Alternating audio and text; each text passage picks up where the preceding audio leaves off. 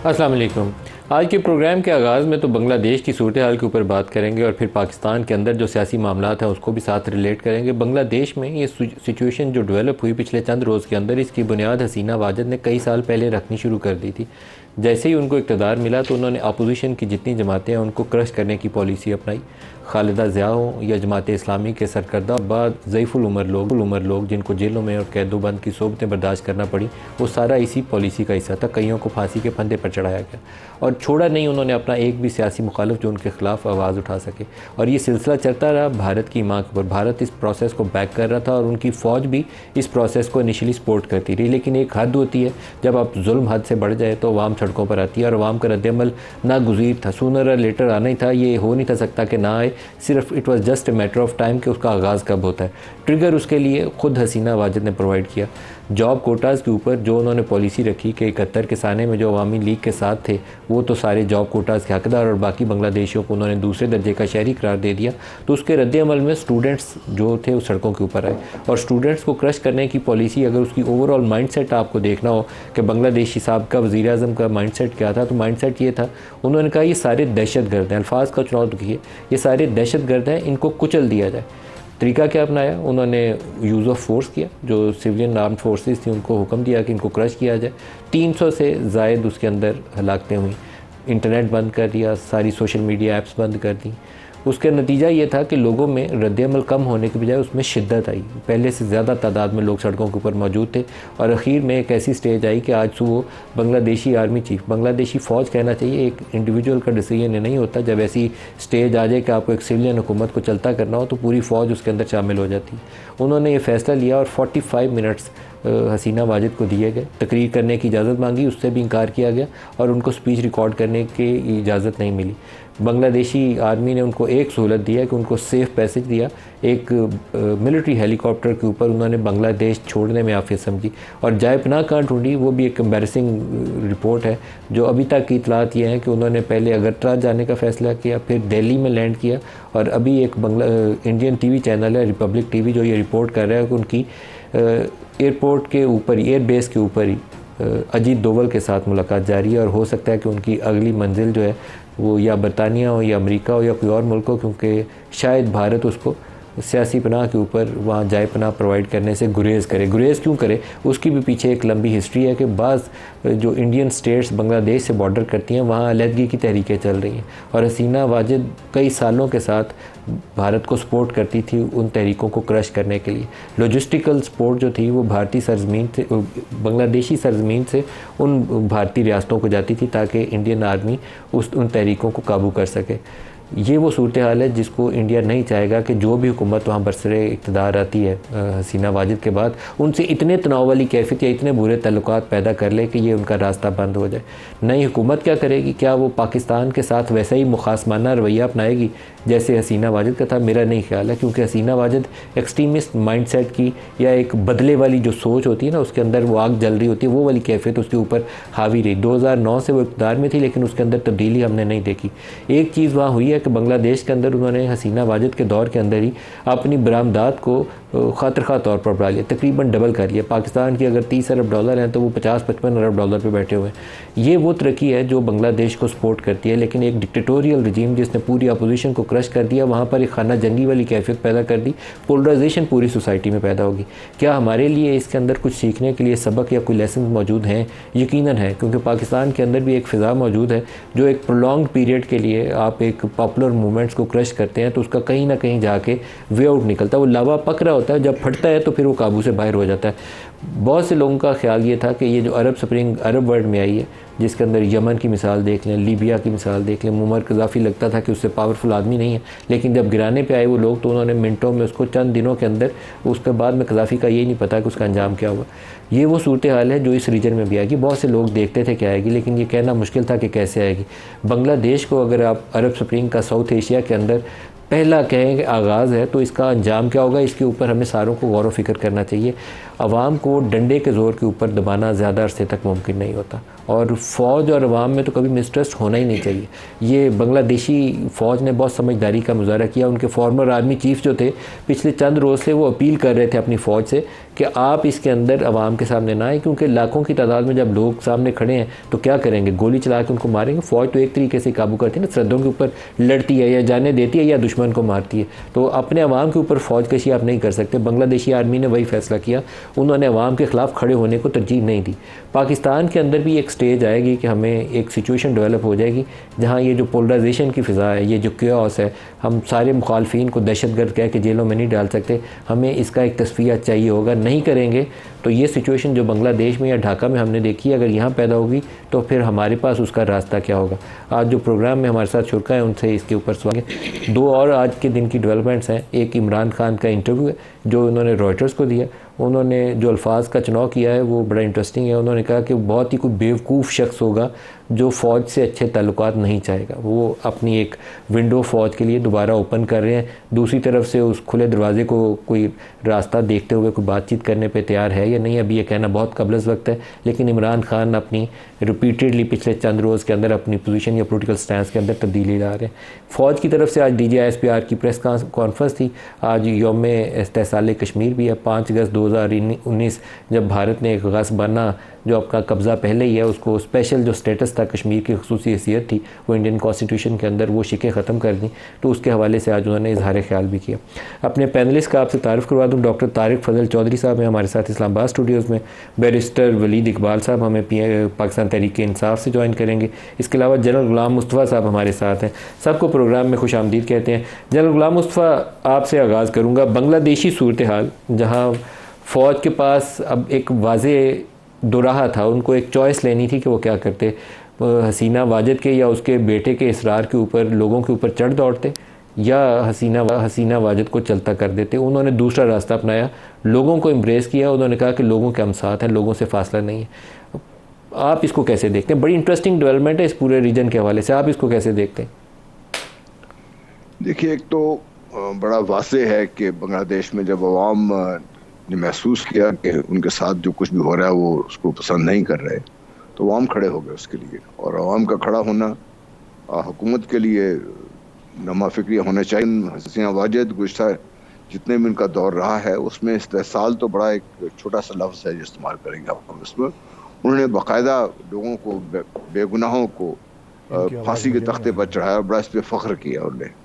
और जिसकी वजह से एक जो राइट विंग जो उनका अनासर थे वो पहले ही उनके बहुत ख़िलाफ़ थे और उन्होंने कई दफ़ा इसका मुजाहरा भी किया।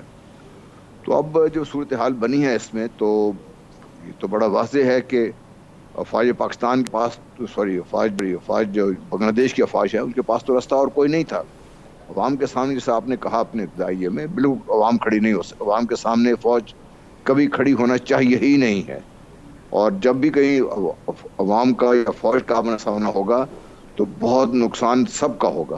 ख़ास तौर पे उस मुल्क का, अगर ये बांग्लादेशी फ़ौज अवाम के सामने खड़ी हो जाती तो खून खराबा भी होना था, और जो अभी चांस है कि वो अपने आप को रिकवर कर पाएंगे वो चांस बिल्कुल ख़त्म हो जाता। तो बदकिस्मती ये है कि हम इस बात को किस तरीके से देख रहे हैं। हमें देखना ये चाहिए कि फ़ौज पाकिस्तान के दरमियान, जो अवाम के दरमियान जो फ़ैसला पैदा करने की कोशिश की जा रही है, ये कौन से ऐसे अनासर हैं, क्या उनकी हम सरकोबी करने के लिए क्या तरीक़ेकार इख्तियार करना चाहिए, क्या एक ऐसा दाह अमल तैयार होना चाहिए जिससे ये मामलात यहाँ तक ना पहुँचे। मैं तो यहाँ तक भी कहने को तैयार हूँ कि DGISPR को ये जो प्रेस कॉन्फ्रेंस करनी पड़ रही है बार बार, इसमें मुझे हुकूमत नज़र नहीं आ रही हमारी। और ये जो एक वाइड है अवाम के दरमियान और आपको नज़र आ रहा है, और हुकूमत के दरमियान। जी जनरल गुलाम मुस्तफ़ा, लेकिन आज बांग्लादेश की सूरत हाल देखते हुए आपको लगता नहीं है कि हमें अपनी पूरी जो स्ट्रेटजी है वो लोगों के हवाले से, अवाम के हवाले से, तहरीक इंसाफ के हवाले से, 9 मई के अंदर जो वाक़यात हुए उसके अंदर जो हमने पकड़ दकड़ की है उस हवाले से रीथिंक करनी चाहिए और एक रेड लाइन ड्रॉ करनी चाहिए? एक तो वो हार्डकोर एलिमेंट जिसमें आप फ़ौज के रिटायर्ड लोगों को कह सकते हैं कि वो तकसीम डाल रहे हैं कि उकसाया जाए, फ़ौज के आर्मी चीफ़ के ख़िलाफ़ कोई बगावत हो जाए, इस तरह की वो कैंपेन चलाते हैं उनके दरमियान में, और पॉलिटिकल वर्कर्स के दरमियान में, सियासी वर्कर्स की हमें तखसीस करनी पड़ेगी कि ये सियासी बुनियादों के ऊपर तहरीक इंसाफ के हमायती थे, नारे मारे मार रहे थे, वो बंदा फ़र्क है या वो बंदा जो एक ऑर्गेनाइज तरीके से उकसा रहा है कि ये आर्मी चीफ के ख़िलाफ़ बगावत कर दो, कि हमें ये तखसीस नहीं करनी चाहिए? नहीं तो फासला या फ़ौज के ख़िलाफ़ मिसट्रस्ट जो है वो अवाम में पैदा होगा, हमें इसकी फ़िक्र नहीं करनी चाहिए? हमें बहुत फिक्र करनी चाहिए। कोई फौज अवाम की टोटल सपोर्ट के बगैर लड़ नहीं सकती। लड़ती है तो पूरी कौम लड़ती है, और फौज से उसके हाथ में, कौम के हाथ में एक हथियार इसे इस्तेमाल होना चाहिए। बिल्कुल आपकी बात सही है कि ये जो फासला पैदा करने की कोशिश की जा रही है, जो करने वाले जो अनासर हैं, ऐसे जो तमाम अनासर हैं जो हार्ड कोर, जिनका चाहे 9 मई से ताल्लुक़ है या दूसरे वाक़यात से ताल्लुक़ है, इन सब का और बाकी लोगों का हमें तस्वीर कर लेनी चाहिए थी और कर लेनी चाहिए। ये वो जगह है जहाँ पे मैं ये समझता हूँ कि हुकूमत वक्त का बहुत मेजर रोल होना चाहिए, और हुकूमत अपना रोल प्ले करते हुए नज़र नहीं आ रही। हुकूमत, मैं इसलिए बार बार हुकूमत का नाम ये ले रहा हूँ कि भाई आप देखिए, हमला तो करने वाले हमला कर रहे हैं, चाहे वो सोशल मीडिया के थ्रू कर रहे हैं, तकरीरों के थ्रू कर रहे हैं, राइटअप के थ्रू कर रहे हैं। उनको रोकने के लिए, अवाम के जहनों से ये बात निकालने के लिए कि भाई ये जो चीज़ है ये सही नहीं है, ये हुकूमत वक्त का काम है, क्योंकि वो एक मैंडेट लेके आई हुई है। उनका काम है ये बैठ के बात करना। ये और ये जो फौज जब ये बातचीत करती है तो लोग उसको किसी और नज़र से देखते हैं इसको सारे। अच्छा, तारिक साहब हमारे साथ हैं, तारिक साहब से इसका जवाब लेते हैं। तारिक साहब, ये जो रीजन के अंदर डेवलपमेंट्स हैं, इसको अरब स्प्रिंग का आगाज़ समझिए आप साउथ एशिया के अंदर, तो आपके पास स्ट्रेटजी क्या है? क्योंकि ये सिचुएशन आपके लिए अलार्मिंग सिचुएशन होनी चाहिए।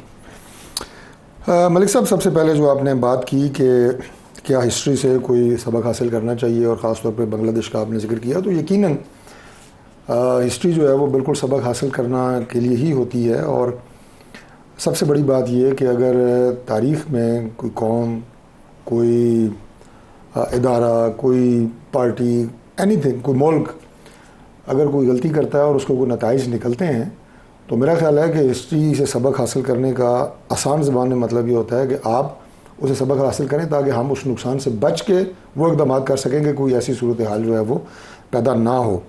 जनरल साहब ने बहुत अच्छा तज्ज़िया किया है। बात यह है कि एक होता है कि किसी मुल्क में, ख़ास तौर पे अगर मैं अपने मुल्क की बात करूं, तो फ़ौज का एक बहुत बड़ा किरदार है, और आज से नहीं है, हमेशा से है। और वो सिर्फ़ सरहदों की आपने बात की, सिर्फ सरहदों की हिफाजत के हवाले से नहीं है। पाकिस्तान की जो यहाँ पे एक जियो पोलिटिकल सिचुएशन रही है, इस खत्ते के अंदर जो पोजीशन है, और ख़ास तौर पे अफ़गानिस्तान के हवाले से, वो बहुत मुख्तलिफ़ किरदार फ़ौज ने अदा किया है यहाँ पे। और जो हमारी इंटरनल सिक्योरिटी है उसके हवाले से मैं शायद एग्जैक्ट फ़िगर तो ना आपको बता सकूँ, लेकिन मैं ये बात आपको अंदाज़े की बुनियाद पर बता रहा हूँ कि हमारे शायद बॉर्डर्स पे, सरहदों पे हमारे जवानों की और अफसरान की इतनी शहादतें ना हुई हों जितना मुल्क की दाखिली जो सिक्योरिटी है, टेररिज्म है, उससे लड़ते हुए हमारे अफसरान और जवानों की शहादतें हुई, और बहुत बड़ी ये कुर्बानियाँ हैं। अब बात यह है कि जो बात जनरल साहब का जो मैंने जिक्र किया, देखिए, एक होती है कि सब इंसान हैं, चाहे वो अफवाज है, चाहे वो आम मीडिया है, चाहे वो सियासतदान है, किसी भी किसी पॉलिसी के हवाले से तनकीद हो सकती है। कोई ऐसी बात नहीं है कि मैं ये कहूँ कि इस तनकीद पे बात ही नहीं करनी चाहिए। लेकिन आप ये देखें कि पाकिस्तान में इस वक्त जो माहौल है, मैं बड़ा न्यूट्रल होकर ये बात कर रहा हूँ कि उसमें फ़ौज, उसके सरबराह, हमारे इंटेलिजेंस के इदारे, उनके ख़िलाफ़ एक ऑर्गेनाइज्ड कैंपेन की बात नहीं हो रही, एक ऑर्गेनाइज्ड कैंपेन बदकिस्मती से जारी है। अब उसे आइडेंटिफाई करने की ज़रूरत है, उसका फ़ायदा किसको होगा। आपके ख्याल में कौन चला रहा है उस कैंपेन को? इस वक्त तो बज़ाहिर पाकिस्तान तहरीक इंसाफ से मुंसलिक लोग ही चला रहे हैं, और आपको पता है इस बात का कि एक एक शख्स, यानी सैकड़ों जाली अकाउंट बना के मुनज़्ज़म तरीके से, और पाकिस्तान से में बैठ के नहीं, पाकिस्तान से बाहर वो कुव्वतें भी जो हैं वो भी बिलवास्ता बिलावास्ता इस पूरी कैंपेन में मुलव्वस हैं। अच्छा, इसका नुकसान किसको होगा? इसका नुकसान छोड़ दें, PMLN तो एक सियासी जमात है ना, कभी हम इक़्तिदार में होते हैं, कभी नहीं होते, ये तो आनी जानी चीज़ है ना। लेकिन अगर खुदा न खास्ता पाकिस्तान की फ़ौज कमज़ोर होती है, तो मुझे आप बताएं कि पाकिस्तान का मुल्क कहाँ खड़ा है। लेकिन अरब स्प्रिंग में तबाही आपको पता क्यों हुई थी? आपने उन मुल्कों की फ़ौज जो थी, अवाम जो थे, वो उनके ख़िलाफ़ बेफर्क पड़े, और हम वो सिचुएशन डेवलप नहीं कर रहे खुद से कॉन्शियसली। आपने अभी भी जो कहा कि बज़ाहिर ये काम तहरीक इंसाफ के लोग कर रहे हैं, तो तहरीक इंसाफ तो फिर वो टेररिस्ट जमात होगी ना, दहशत गर्दी कर रही मुल्क के खिलाफ। ये तकरीबन वैसे ही बयानी है जो हसीना वाजद ने बनाया, ये सारे तालिब इल्म दहशत गर्द है। मैं इसीलिए तो सबक सीखने का सवाल उठाया कि हमें सबक नहीं सीखना चाहिए। बात ये होती है कि सियासत में अगर कोई मेरा मुखालिफ सियासी कोई उम्मीदवार है या कैंडिडेट है, जो भी है, मेरे जितने सियासी मुखालिफ हों, सियासी मुखालिफ, कारोबारी मुखालिफ और भी जो मुझे पसंद नहीं करते, कुछ भी, वो सारे इकट्ठे हो जाते हैं। एक बंदा जब खड़ा होता है ना, एक बंदा यानी वो जो लीड, अब पाकिस्तान तहरीक में मैंने नाम नहीं लेना चाहता था, आपने बराह रास्त सवाल किया, मैं सिर्फ बात ये कर रहा हूँ कि मेरे ख्याल में इस पे मैं वलीद साहब को भी शामिल कर लूं। बात करें, और अगर किसी की भी कोई पॉलिसी है उसके हवाले से कोई हमसे कोई गलती है, तनकीद करें। फ़ौज को जिस तरह आप टारगेट कर रहे हैं, ये इस मुल्क के लिए ठीक नहीं है, मुल्क की दाखिली वलीद इकबाल साहब, 9 मई में आपसे पहले भी बारहा पूछ चुका हूँ और आप बड़ा क्लियरली लाइन ड्रॉ करते हैं कि आप मजम्मत भी करते हैं और जिन लोगों ने इन्वॉल्वमेंट जिनकी है उनको सज़ा मिलनी चाहिए। लेकिन एक बड़ी इंटरेस्टिंग डेवलपमेंट हमारे सामने है, वो बांग्लादेश की शक्ल में, और जहाँ हमें शायद खुद को भी कुछ सीखना चाहिए और राय अमल अपनी बदलनी चाहिए। ना 9 मई जैसे वाक़यात की गुंजाइश है, ना फ़ौज के ऊपर हमलों की गुंजाइश है, ना फ़ौज और अवाम के अंदर मिसट्रस्ट की गुंजाइश है, ना ही हमें फ़ौज को अवाम के ख़िलाफ़ इस्तेमाल करना चाहिए। DGISPR किसी ग्रुप को या सियासी जमात को एड्रेस करें तो बहुत ही मुनासिब होगा कि ये काम पोलिटिकल पार्टीज़ एक दूसरे के लिए कर लिया करें। क्या ऐसा फ़र्क करने की ज़रूरत है कि हम इस क्योस से, इस अफरा तफरी से बच जाएँ? जी, सबसे पहले आपने ठीक फरमाया, जिस तरह 9 मई से आप बात शुरू करते हैं, मेरा मौक़िफ़ उसमें पहले दिन से ही वाज़े रहा है और वो ऑन एयर रहा है, रिकॉर्डेड है कि वो किसी पार्टी पॉलिसी की अक्कासी नहीं है। वो अगर कोई उसमें तोड़ फोड़ या जलाओ घेराव या कोई लूटमार हुई, वो लोगों का इनफरादी फेल था। एंग्री मॉब को किसी तरफ भी डाइवर्ट किया जा सकता है। पार्टी की किसी पॉलिसी में कभी कोई वायलेंस नहीं रहा, और ये खान साहब भी इसकी तस्दीक भी कर चुके हुए हैं। उन्होंने ख़ुद भी इस बात को कहा है कि जी अगर कोई मुलव्वस है हमारा कारकुन इनफरादी सतह पर, तो उसे ज़रूर सज़ा दी जाए, लेकिन किसी किस्म की वायलेंस की कॉल नहीं थी। और वो ये भी समझते हैं, और वो मैं दोहराता हूँ, कि उसकी फुटेज जब मिल जाए जो उनकी अरेस्ट है तफसीली और दीगर जो वाक़यात हैं उनकी, तो उसी से पता लग सकता है कि इसका असल राज इसके पीछे क्या है। इसी तरह मैं मुस्तरद करता हूँ और पुरज़ोर तरीके से मुस्तरद करता हूँ जो तारिक फजल चौधरी साहब ने जिस तरह कहा कि हम कोई ऐसी किसी बतौर एक पार्टी के किसी ऐसी मुहिम में मुलव्वस हैं जो कि पाकिस्तान के अवाम को अफवाज पाकिस्तान के ख़िलाफ़ उनसे दूर करने या उनको उनके ख़िलाफ़ भड़काने की तरफ माइल है। ऐसी कोई इक़दाम नहीं है।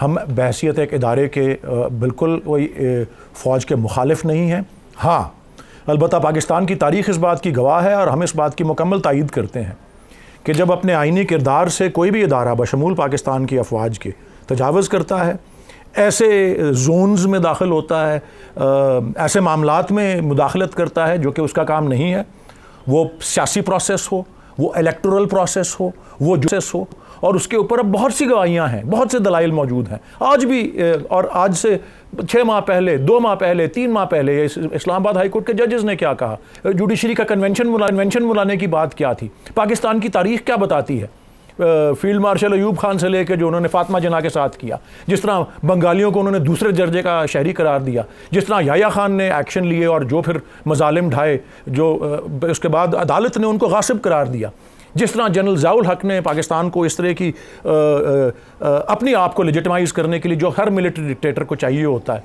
जो उन्होंने इक़दामात लिए, इतना सख्त पाकिस्तान को उन्होंने एक्सपोज किया टू पाकिस्तान के अवाम के तहफ़्फ़ुज़ को, ये जिस तरह कलाशनिकोव और हेरोइन और इस तरह की चीज़ें अफ़गान वार के नतीजे में जो आई, जनरल मुशर्रफ का जो दोगलापन था उसने पाकिस्तान को कितना, ये देखें ना, ये फिर इनफरादी लोग जब सरबराह बनते हैं ऐसे इदारे के, तो अच्छी बात हो या बुरी बात हो, सारे इदारे की मजबूरी होती है उस डिसिप्लिन के पीछे रहना। वो गलत फ़ैसले करें, सही फ़ैसले करें, उसका पाबंद रहना ज़रूरी होता है, और बहुत से गलत फ़ैसलों का बहुत खमियाजा भुगता है पाकिस्तान ने।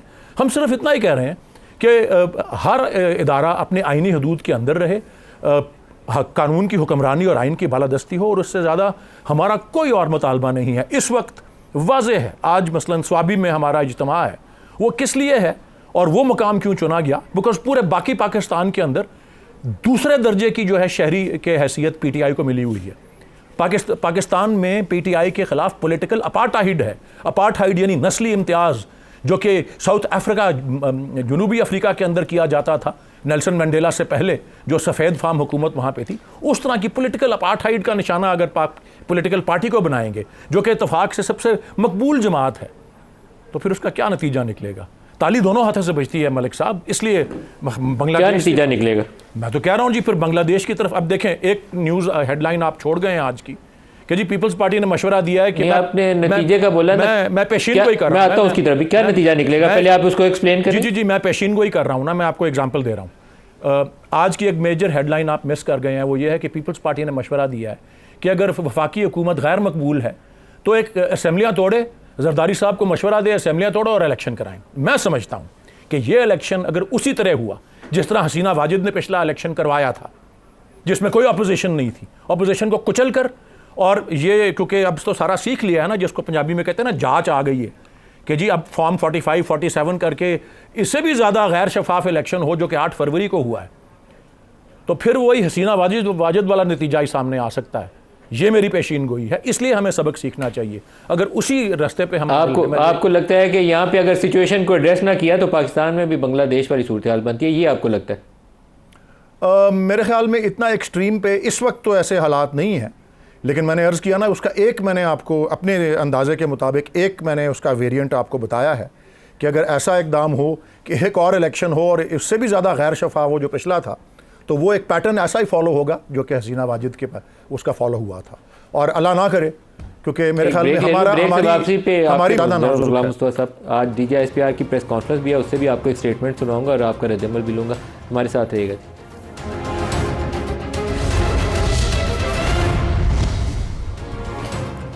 प्रोग्राम में दोबारा खुशामदीद कहते हैं। DGISPR ने आज प्रेस कॉन्फ्रेंस के अंदर 9 मई के हवाले से जो उनकी पुरानी प्रेस कॉन्फ्रेंस थी उसका तज़किरा करते हुए कहा कि फ़ौज वहीं खड़ी है, फ़ौज के मौक़िफ़ में कोई तब्दीली नहीं। सुनिए वो मौक़िफ़ क्या था और उन्होंने कहा कि आज फौज का बड़ा वाज़ेह मौक़िफ़ है। जो 7 मई की ISPR की प्रेस कॉन्फ्रेंस थी उसमें यह बयान किया गया था, ना उसमें कोई तब्दीली आई है और ना ही आएगी।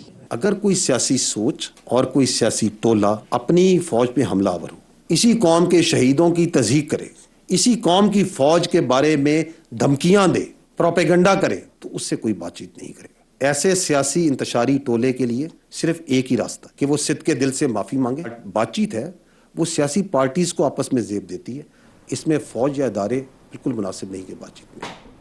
जनरल गुलाम मुस्तफ़ा, पाकिस्तान में अगर अभी दाखिली तकसीम में आपको गिनवानी शुरू करूँ तो तहरीक इंसाफ एक बड़ा इशू है जिसको हमें एड्रेस करना है। ये कौमी सतह की जमात है और इस वक्त हुकूमत के बयानात आप सुने तो वो तो बैन करने की बातें कर रहे थे, जैसे हसीना वाजिद ने जमात इस्लामी को बैन किया था, उसका फॉलो आउट हमारे सामने देख लिया हमने। आप KP में चले जाएँ तो बेशतर KP का इलाका टेररिज्म की वजह से आपके लिए एक हॉस्टाइल सिचुएशन बना हुआ है। रात के बाद, शाम के बाद आप वहाँ बेशतर एरियाज़ में नहीं जा सकते। बलूचिस्तान के अंदर एक प्रोटेस्ट चल रही है और उसके लिए जो DGISPR ने उनको कहा कि ये दहशतगर्द इनके साथ एसोसिएट कर रहे हैं। ये आज उन्होंने अल्फाज का चुनाव किया, जो ना करते तो शायद ज़्यादा बेहतर होता, उन सारों को दहशतगर्द करार नहीं देना चाहिए। एहतजाज लोग करते हैं, लेकिन मैं आपकी ज़ुबानी सुनना चाहता हूँ कि ये सारी सिचुएशन PTI, बलूचिस्तान प्रोटेस्ट और KP, इन तीनों को आप कैसे रिलेट करते हैं और वे आउट क्या सजेस्ट करते हैं? देखिए, वे आउट तो सिर्फ एक है कि ये पॉलिटिकल प्रोसेस है, इसको आगे चलाया जाए और इसके ज़रिए से ही जो भी आपने चीज़ें दुरुस्त करनी है उसी दुरुस्त होंगी। 9 मई में जो लोग भी मुलविस हैं, जो लोग जिन्होंने ये तोड़फोड़ की है या पाकिस्तान के मुख्तलिफ जो निशानात हैं या जहाँ पे शुहदा को किसी की तस्दीक का निशाना बनाया गया, वो चंद लोग हैं ऐसे, उनको पकड़ के सज़ा जरूर मिलनी चाहिए। लेकिन जो आपकी एक अवाम है और अवाम में जो एक पार्टी अगर मकबूल है जिस तरीके से आपको नज़र आ रहा है, तो फिर उसको आप किसी के साइड लाइन नहीं कर सकते। देखिए, कोई भी सियासी क़ुव्वत जो खुद अवाम के दरमियान से पैदा हुई हो उसको कोई ख़त्म नहीं कर सकता, उसको सियासी प्रोसेस ही ख़त्म कर सकता है। सियासी प्रोसेस के थ्रू ही उसको आप किसी तरीके से सब मसाइल से या तो उसको सामने ला सकते हैं, उनको ख़त्म कर सकते हैं। तो जब तक आप पॉलिटिकल प्रोसेस में जो हमारी, मैं इसलिए हुकूमत का नाम इसलिए ले रहा हूँ कि मेजर जिम्मेदारी हुकूमत की होनी चाहिए थी। हुकूमत को खुद आगे बढ़कर ये सारे जो मामलात हैं इनका जायज़ा लेकर एक वाज़ेह लाए अमल तैयार करके उसके ऊपर अमल करना चाहिए था। हुकूमत बाकी सब कुछ तो कर रही है, ठीक कर रही है, गलत कर रही है, उस पर हम बहस कर सकते हैं। जनरल गुलाम मुस्तफ़ा, आपको ये लगता नहीं है कि ये जो हाइब्रिड रजीम का हमने पाकिस्तान में एक मॉडल इंट्रोड्यूस करवाया था इमरान खान के दौर में, PDM की हुकूमत में वो हाइब्रिड प्लस हो गया था और अभी शहबाज शरीफ की हुकूमत वो हाइब्रिड प्लस प्लस है, इसका बोझ चाहते ना चाहते हुए फ़ौज की जानिब जाता है। पता नहीं आप रिटायर्ड लोग हैं कैसे इसको देखते हैं, लेकिन आप अगर पब्लिक सेंटीमेंट या उसका रद्द-ए-अमल देखें ना मुख्तलिफ मसाइल के ऊपर, तो शहबाज शरीफ से ज़्यादा लोग इस्टेब्लिशमेंट की तरफ देखते हैं। आप क्या कहते हैं इसके ऊपर? जी बिल्कुल, मैं आपसे ये कह रहा हूँ कि सारा कोई डिफ्लेक्ट होकर आ तो फौज पे रहा है, इसलिए DGSPR बार बार आके जो बात कर रहे हैं, अपनी पोजीशन वाजे कर रहे हैं, उनको इस चीज की जरूरत पड़नी ही नहीं चाहिए थी। अब भी अगर जिस तरीके से मामला आज खड़े हुए हैं, और जो खैबर पख्तूनख्वा के अंदर जो सूरत हाल है और जो बलूचिस्तान के अंदर सूरत हाल है, इसके ऊपर आप क्या बोलेंगे? इसके ऊपर भी तो एक पॉलिटिकल प्रोसेस चाहिए और बड़ा ब्रॉड बेस्ड पॉलिटिकल प्रोसेस चाहिए, जिसमें फ़ौज एक हिस्सा होनी चाहिए, लेकिन बोझ फ़ौज के ऊपर नहीं होना चाहिए, बोझ सियासी लोगों के ऊपर होना चाहिए। उन्हें स्ट्रेटजाइज़ करना चाहिए, हिकमत अमली बनानी चाहिए। मुझे नहीं लगता कि हम इस तरह की सोच विचार कर रहे हैं। अफसोसनाक सूरत हाल मुझे तो नज़र आती है, लेकिन माजरत के साथ कोई लगता नहीं है ऐसा फोरम एग्जिस्ट करता है जहाँ बैठ के हिकमत अमली के ऊपर काम किया जा रहा है। जी बिल्कुल सही जी, मैं आपसे ये अर्ज कर रहा था ना पहले कि आप हुकूमत में बैठे हुए हैं, चाहे वो बलूचिस्तान की हुकूमत है, KB की हुकूमत है, फेडरल हुकूमत है, पंजाब की हुकूमत है, और जो हमारे एक बार इन सब के जो मजमूई मसाइल हैं, उनमें से जो आपको प्रायोरिटाइज करना पड़ेगा। सबसे पहला प्रोसेस क्या है कि आपको पॉलिटिकल स्टेबिलिटी चाहिए, और पॉलिटिकल स्टेबिलिटी उसको देने के लिए फ़ौज पाकिस्तान को हिस्सा बनाए, जो तारीख है हमारा उसका, लेकिन उनका मेन रोल उसमें ना अगर आप करेंगे तो सियासी लोगों का ही नुकसान होगा। सियासी लोगों का ही काम है कि आगे बढ़ें, अपनी सियासी नुकसान को बर्दाश्त कर लें। अगर आज हो जाता है कल हो सकता है उनका ये नुकसान पूरा हो जाए। तो इसलिए मैं समझता हूँ कि ये वो चीज़ है कि जो ये बोझ उठाना पड़ेगा, और ये बोझ जो हमारी सियासी लीडरशिप है उसको उठाना पड़ेगा, और वो उठाने को तैयार नज़र आ नहीं रही। जैसे आपने कहा ना, कोई ऐसा फोरम नहीं है जो मिलकर बैठ के कोई एक वाज़ेह हिकमत अमली तैयार हो, एक ऐसा बयानिया तैयार हो जिससे हम काम कर सकें। आज कश्मीर के बारे में देखिए, आप बात ही नहीं कर रहे इस बारे में। हम ये समझ ही नहीं रहे कि जो भारत ने आज से 5 साल पहले कदम उठाए थे, उसकी नेक्स्ट स्टेज क्या होगी इसकी, और उस नेक्स्ट स्टेज में जो पाकिस्तान के अंदरूनी खलफशार है, किसी भी लेवल का, किसी का भी है, उसको किस तरीके से हवा दी जा रही है, और क्यों हम उसको समझ नहीं पा रहे इसके। ये बिल्कुल आप सही कह रहे हैं डॉक्टर तारिक साहब। आपका दुश्मन बहुत ही स्टूपिड होगा कि आपकी जो दाखिली खलफशार है, जो क्योस है, उसका फ़ायदा ना उठाए। वो आपसे कोई मोहब्बत नहीं करेगा कि आपके अंदर सूरत हाल ऐसी है तो बड़ी नरमी बरती जाए, वो इस सिचुएशन का फ़ायदा उठाएंगे। तो हमें इसकी फ़िक्र नहीं होनी चाहिए कि हम अपनी ये जो तकसीम है, फसाद है, अंदर इसको समेटें, अंदर कोहेजन लाएँ, यकजहती लाएँ। मलिक साहब, हमारे जो दुश्मन हैं, और वो कुछ तो हमारे सरहदों से उनकी सरहदें मिलती हैं, कुछ दूर भी हैं हमसे, वो इस सूरत हाल का फ़ायदा उठा नहीं सकते बल्कि फ़ायदा उठा रहे हैं। और मैंने जो अभी बात की थी आपसे कि अपने इदारों के ख़िलाफ़ मुनज़्ज़म मुहिम चला के हम उन दुश्मनों की मदद कर रहे हैं, चाहे आपको लगता है ये कि ये अपने तरीके इंसाफ वाली चला रहे हैं, आपको ये नहीं लगता दुश्मन चला रहे हैं? देखिए, मैं आपको अर्ज़ कर रहा हूँ कि वो फिर मैं ये नहीं कह रहा कि वो इस नीयत से कर रहे हैं कि पाकिस्तान खुदा न खास्ता दाखिली इंतशार का शिकार हो या हमारे दुश्मनों को मदद मिले, लेकिन बिलवस्ता उन्हें मदद मिलती है, और उनकी सपोर्ट भी हमारे जो मुखालिफिन हैं वो डायरेक्ट इनडायरेक्ट जाती है। ख़ास तौर पे पाकिस्तान से बाहर जो अवामिल, जो फैक्टर्स मौजूद हैं, जो हमारे मुल्क की सालमियत, दोबारा मैं कहूँगा हमारे इदारों के ख़िलाफ़ मुहिम चला रहे हैं, उसमें बाकायदा हमारे दुश्मन ममालिक इन्वॉल्व हैं, बाकायदा उनको फंडिंग करते हैं, बाकायदा उनके अकाउंट्स पकड़े गए हैं जो इंडिया और बाकी इन इदारों से और वहाँ से लोग जो है वो ऑपरेट करते हैं।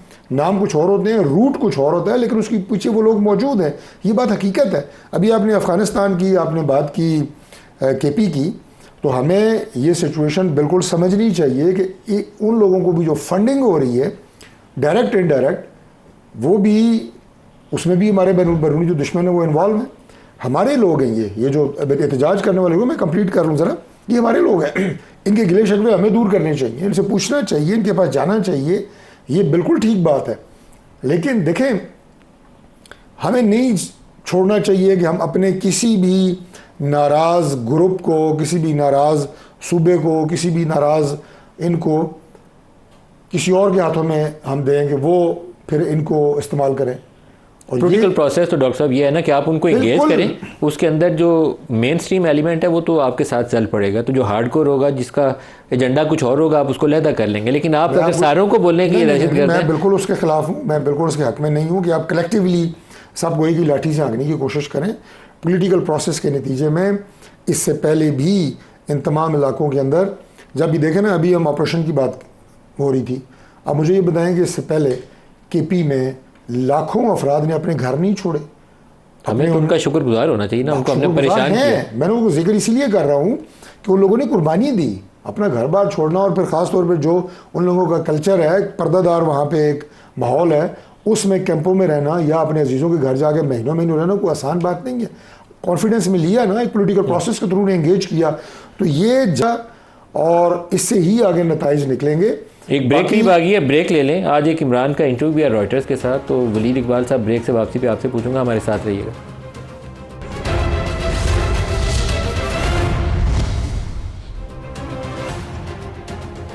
प्रोग्राम में दोबारा खुशामदीद कहते हैं। इमरान खान ने रॉयटर्स को इंटरव्यू देते हुए कहा है कि it would be foolish not to have excellent relations with the army, और वो आगे जाके कहते हैं कि फ़ौज की जो लीडरशिप के ख़िलाफ़ क्रिटिसिज्म है या उनकी मिस कैलकुलेशन के ऊपर जो तनकीद है उसको इदारे के ख़िलाफ़ नहीं लेना चाहिए। मुझे अपनी फ़ौज के ऊपर और अपने जवानों के ऊपर फ़ख्र है। वलीद इकबाल साहब, आपकी तरफ ये सवाल लेकर आ रहा हूँ। इमरान खान के इंटरव्यू के अंदर पिछले चंद रोज़ के अंदर हमें थोड़ी सी ज़बान के अंदर तब्दीली नज़र आती है। एक तो उन्होंने कहा पहले कि फ़ौज अपना नुमाइंदा मुकर्रर करें, हम बातचीत करेंगे। आज वो दोबारा कह रहे हैं कि बहुत ही फुलिश होगा बंदा, बहुत ही बेवकूफ़ या अहमक होगा जो फ़ौज से अच्छे तल्लुकात ना चाहेगा। तो ये क्या निशानदेही करते हैं, और आपके जहन में कोई हिकमत अमली है, कोई बैक चैनल कॉन्टैक्ट है, ये क्या मामला है? बैक चैनल कॉन्टैक्ट के बारे में मैं कोई अर्ज़ नहीं कर सकता, क्योंकि मैं ना उसकी तस्दीक कर सकता हूँ ना उसकी तरदीद कर सकता हूँ, क्योंकि मैं उससे वाकिफ़ नहीं हूँ। ऐसी कोई बात अगर हो, अलबत्ता मैं अपने अंदाज़े के मुताबिक ज़रूर इस पर तबसरा कर सकता हूँ, क्योंकि मैंने भी उस तरह ही पढ़ा है जिस तरह आपने पढ़ा है इस रॉयटर्स की जो है इंटरव्यू को। और मेरे नज़दीक बड़ी रोज़े रोशन की तरह एक वाज़ेह चीज़ जो मेरे जहन में आ रही है, और मैं हिकमत अमली का भी उसको हिस्सा ही समझूँगा, वो ये है कि इस बात को से तो कोई इनकार नहीं कर सकता कि पाकिस्तान के हालात जो हैं वो इतने जो आइडियल नहीं हैं। पाकिस्तान के सियासी हालात, पाकिस्तान के मुआशी इक़्तिसादी हालात जो हैं वो ख़ासे कमज़ोर हैं और ख़ासा अदम इस्तेहकाम का हम शिकार हैं। और मैं समझता हूँ कि अल्लाह ना करे, लेकिन अगर सूरत हाल बिगड़ती है, और जोग्राफियाई तौर पे आप देख रहे हैं, अब बांग्लादेश की एक मिसाल सामने है, और उसके ऑपोजिट कि जहाँ जहाँ जमहूरियत, जहाँ जहाँ आवाम की आवाज़ ने अपना किरदार अदा किया है, बदकिस्मती से हमारे यहाँ उसको नहीं इस तरह मौका दिया गया 8 फरवरी को। लेकिन किस तरह से फ्रांस के अंदर जिस तरह इलेक्शन हुआ है और जो एक्सट्रीमिस्ट या बहुत राइट विंग थे लोग, उनको बाहर रखा गया पावर से, किस तरह नरेंद्र मोदी को उसकी औकात सिखा दी है वहाँ के वोटर्स ने। ठीक है, वो इक़्तिदार में तो आ गए हैं, लेकिन बहुत कम अक्सरियत से आए हैं पहले के मुकाबले में। और दीगर ममालिक के भी आप इलेक्शंस जो हैं, जहाँ बरतानिया देख लीजिए आप, बरतानिया जहाँ मोस्ट डेवलप्ड डेमोक्रेसी है, वहाँ देखिए। तो ये बदकिस्मती, अब अगर पाकिस्तान के हालात अल्लाह ना करे, लेकिन अगर वो मज़ीद बिगड़ते हैं, तो कम अज़ कम इमरान खान साहब बतौर बानी चेयरमैन PTI कम अज़ कम कोई ये उनके ऊपर उंगली नहीं उठाएगा कि जी इन्होंने जो है कोई स्टबननेस दिखाई थी, या इन्होंने कोई जो है रिकन्सिलिएशन का हाथ नहीं बढ़ाया था। मैंने कहा ना, ताली दोनों हाथों से बजती है। जो ये क्लियरली कह रहे हैं कि जी अगर बातचीत करनी है, और ये वाज़ेह है, और उन्होंने इस इंटरव्यू में ये भी कहा है कि शहबाज शरीफ गवर्नमेंट के साथ या इन पॉलिटिकल पार्टीज़ जो पाकिस्तान पे नाम नहाद हुकूमत कर रही हैं, उससे बात करने का कोई फ़ायदा नहीं, क्योंकि ये अवाम की नुमाइंदा पार्टीज़ नहीं हैं। एक मिसाल उसकी ले लें, अभी पटन की रिपोर्ट जो आई है NA 130 के ऊपर, एक लफ्ज़ नहीं बोला इन्होंने कि क्या कहाँ से आए हैं, और वो 28 जुलाई तक के वो फॉर्म 45 जो इलेक्शन कमीशन की वेबसाइट पर हैं, उनकी बुनियाद पर। ये कितना तजाद है नेशनल असेंबली की 102% टर्नआउट, और उसी नीचे प्रोविंशियल 40 वगैरह वगैरह। अब ये देखें ना, इस तरह की चीज़ें जब सामने आती हैं, तो ये क्या नुमाइंदा टॉपिक पे रहूँ, ये NA 130 नवाज शरीफ की सीट है और पतन की रिपोर्ट के मुताबिक बहुत मुतनाज़ है, लेकिन मुझे अपने टॉपिक पे रहने दें। जनरल गुलाम मुस्तफ़ा, अगर इमरान खान कहता है कि मुझे बात करनी है, तो क्या फ़ौज का रद्दअमल क्या होना चाहिए? आज तो जो ऑफिशियल स्टेटमेंट है DG साहब की, वो तो यही है कि उस 9 मई वालों से कोई बात नहीं होगी, लेकिन क्या कोई रास्ता होना चाहिए, बैक चैनल, किसी ऐसे काबिल भरोसा शख्स को ड्यूटी लगाई जाए कि फासले कुछ कम करे? देख, होने चाहिए फासले, तो कम फासले होने चाहिए। नहीं, अव्वल तो ये फ़ौज को क्या करना चाहिए, फ़ौज एज इंस्टीट्यूशन क्या रिस्पॉन्स देना चाहिए? देखिए, फौज इंस्टीट्यूशन, मेरा अपना ख्याल ये है कि बैक चैनल बातचीत होनी चाहिए, ताकि एक तो ये है कि खान साहब जो बात कर रहे हैं क्या उस पर कायम रहेंगे, वो कोई गारंटीज दे सकते हैं इस चीज़ की? क्योंकि खान साहब के भी बयानात ने और उनके ख्यालात ने फिर कभी एक तरफ कभी दूसरी तरफ होता है। पहले उनको भी इसका भी पता होना चाहिए। साथ दूसरे, पाकिस्तान में ऐसी शख्सियात तो डेफिनेटली होंगी जो फौज और पीटीआई के दरमियान और इस तरीके से हुकूमत को भी बीच में लाया। देखिए मैं इस बात से खबरी साहब से सद एहतराम इख्तराफ करता हूँ कि ठीक है उनके वोट इतने नहीं होंगे, लेकिन वो अवाम की किसी हद तक नुमाइंदा तो है, चाहे वो पीस पार्टी है, चाहे वो नून लीग है या दूसरी जमातें हैं, उनको भी इतने ही स्टेक होल्डर्स हैं पाकिस्तान में जितने और दूसरी सियासी जमातें हैं, उनको भी आपको साथ में लाना पड़ेगा, उसका बाहर नहीं रख सकते उनको। और अगर यही सही हुकूमत लीड ले इस चीज़ में, और हुकूमत ले क्या है पीछे अफवाज पाकिस्तान का जो भी बातचीत है, हुकूमत अगर सामने आएगी, बातचीत करने के तैयार हो जाएगी, वज़ीर आज़म साहब खुद इसकी इनिशिएटिव लेंगे। टाइम मेरे पास खत्म हो गया जनरल साहब, हो सकती है। टाइम खत्म हो गया। जनरल गुलाम मुस्तफ़ा, बैरिस्टर वलीद इकबाल साहब और डॉक्टर साहब, आप सबका बहुत शुक्रिया। आज के लिए इतना इजाज़त दीजिए। अल्लाह हाफ़िज़।